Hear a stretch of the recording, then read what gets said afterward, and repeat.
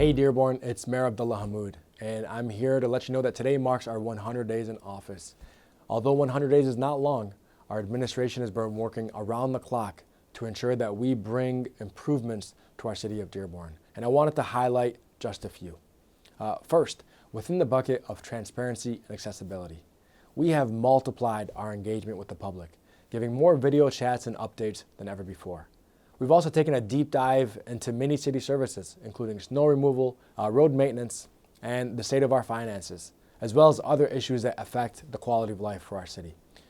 Next, we've also expanded and enhanced our social media presence to take important information directly to Dearborn residents. We've made it easier for folks to apply to serve on various boards and commissions throughout the city to ensure that we're providing new faces a new opportunity to serve and give back to our city.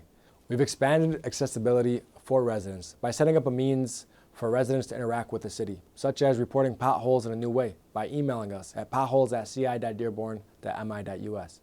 We've improved our internal processes to streamline customer service and ensure that the encounters with the city are efficient and productive. Second, we have reorganized many city departments. We have launched, for example, the new Community Relations Department and Response Center.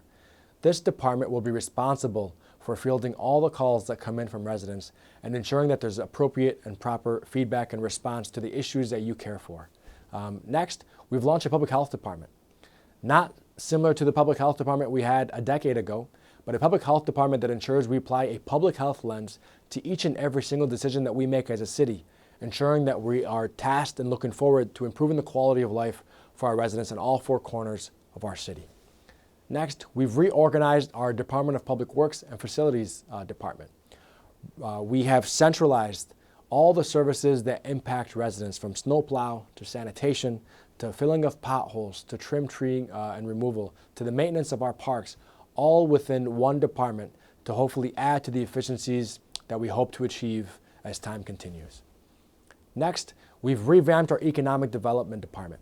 Now our building department, our planning and zoning are all housed within economic development. So when residents or entrepreneurs or small business and large business owners walk in through our city, there's a one-stop shop for all the services that you need, ensuring that you have a liaison who will guide you through the city, ensuring that you're doing what is needed so that you can open in a timely manner. We have a strong veterans agenda. Coming in, we have already established a new Veteran Resource Center within the Henry Ford Centennial Library, ensuring that veterans from Dearborn or beyond have access to resources that they may need to help improve their quality of life.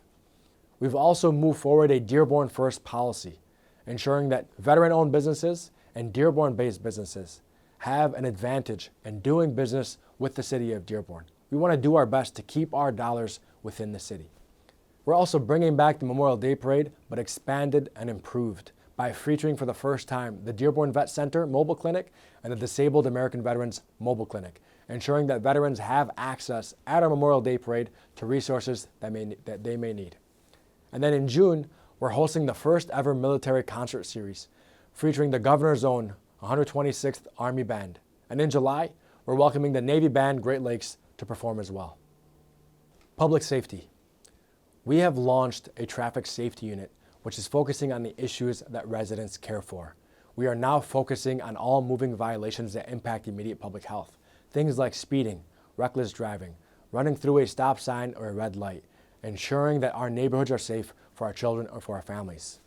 We've also improved our enforcement from our motor carrier unit, which enforces the weight limits by the heavy trucks driving through our city and damaging our roads. And so we've improved enforcement on both ends.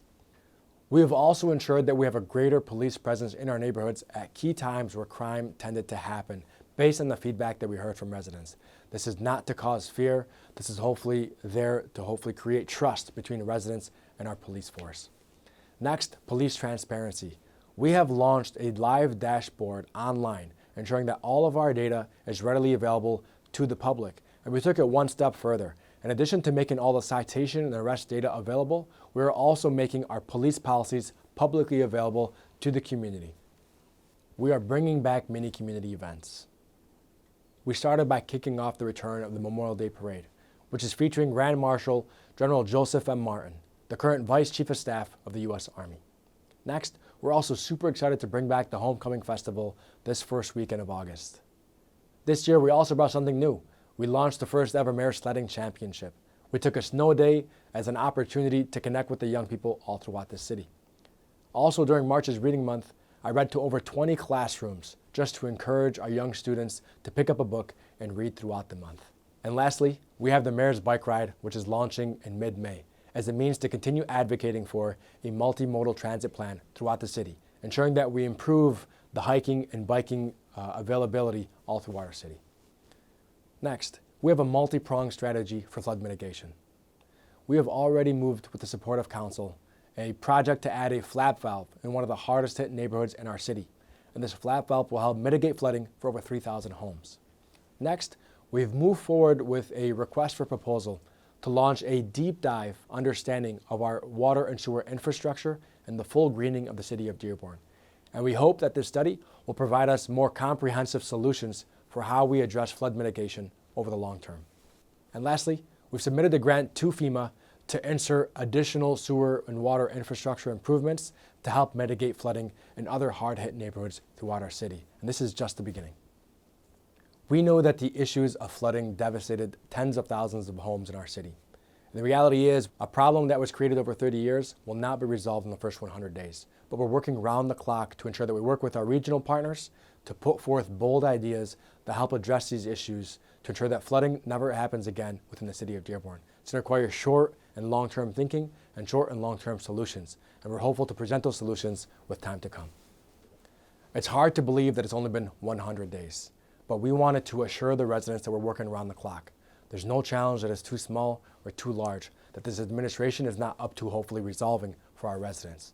And so hopefully this is just the first of many communications to come about all the positive things we're doing to help move Dearborn forward. Thank you.